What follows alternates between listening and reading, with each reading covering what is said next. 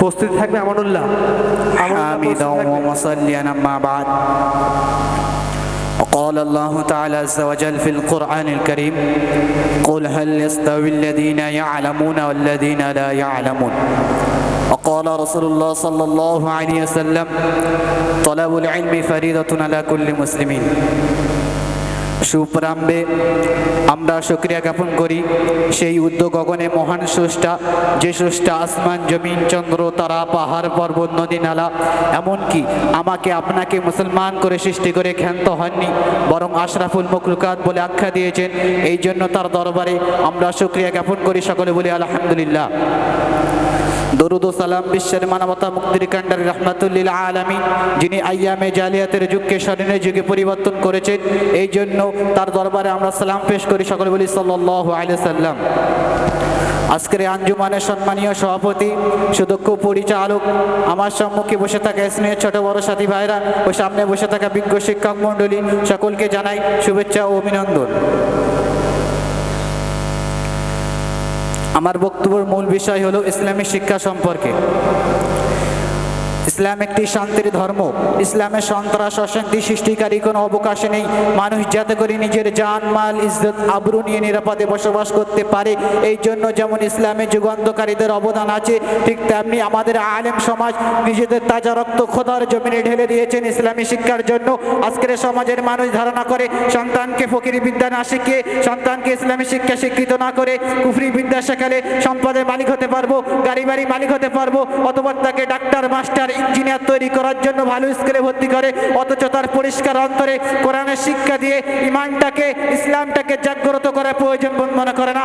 আজকের মুসলমানের কাছে ইসলামটা জুমা জানাজা নামাজীদের মধ্যে সীমাবদ্ধ হয়ে গেছে। আজকের মুসলমান জাতি যৌবনটাকে বিভিন্ন কুকর্মে নষ্ট করে বার্ধক্য পৌঁছানোর পর যখন কবর ছাড়া আর কোনো গতি থাকে না, তখন একটি টুপি কিনে পাঞ্জাবি পরে পশ্চিম দিকে মাথা নত করে। এই হচ্ছে আজকের বর্তমান সমাজের করুণ বাস্তব চিত্র। কিন্তু আমার প্রশ্ন হলো, আজকের বর্তমান সমাজের এই করুণ অবস্থা কেন? যে মুসলিম জাতি ছিল সর্বশ্রেষ্ঠ সর্বঊর্ধ্বে, সেই মুসলিম জাতি কিভাবে হয়ে গেল ধুলাই ধুলিত? আজকের এই ভারতবর্ষে আমরা অফিস আদালতে ব্যাংকে মাথা তুলে দাঁড়াতে পারি না, কারণ আমরা মুসলিম। আজকের আমরা কোনো সরকারি দপ্তরে চাকরি পাই না, কারণ আমরা মুসলিম। মুসলমানদের এই অবস্থার পেছনে অনেক কারণ, সময়ের মধ্যে কয়েকটি কারণ হলো এই যে আমরা ভুলে গেছি রাসূলুল্লাহ সাল্লাল্লাহু আলাইহি ওয়াসাল্লামের আদর্শ, আমরা ভুলে গেছি রাসূলুল্লাহ সাল্লাল্লাহু আলাইহি ওয়াসাল্লামের কৃষ্টি কালচার, আমরা ভুলে গেছি রাসূলুল্লাহ সাল্লাল্লাহু আলাইহি ওয়াসাল্লামের শিষ্টাচার, আমরা ভুলে গেছি রাসূলুল্লাহ সাল্লাল্লাহু আলাইহি ওয়াসাল্লামের শিক্ষা। আজ আমরা শয়তানের তাবেদারিতে লিপ্ত, মহান আল্লাহর বিধান থেকে মুখ ফিরিয়ে নিচ্ছি, যার কারণে আজ আমরা দুনিয়াতে লাঞ্ছিত, অপমানিত, অবহেলিত। আমাদের কর্মফল একমাত্র কারণ। তাই বলছি, শয়তানের পথ থেকে নিজেদেরকে পরিবর্তনের পথ নেই, ইসলামের মধ্যে পরিপূর্ণ প্রবেশ করি। তাই তো আল্লাহ পাক তার কালাম আল্লাহ শরীফের মধ্যে বললেন, যাহারাল ফাসাদু ফিল বাররি ওয়াল বাহরি বিমা কাসাবাত আইদিন নাস লিয়ুযিকাহুম বা'দাল্লাযী আমিলু লাআল্লাহুম ইয়ারজিউন।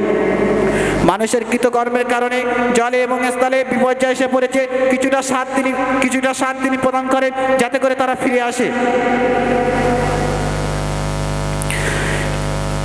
ইসলাম একটি শান্তির ধর্ম, যাতে করে মানুষ তার জান মাল ইজ্জত আবরু নিয়ে নিরাপদে বসবাস করতে পারে।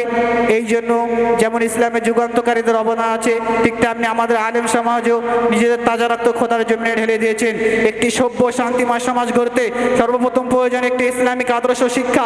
এই শিক্ষা আমাদেরকে অন্ধকার থেকে আলোর পথে নিয়ে আসবে এবং সফলতার রাজপথে তুলে ধরবে। ইসলামে যেমন আসসালামু আলাইকুম ওয়া রাহমাতুল্লাহ।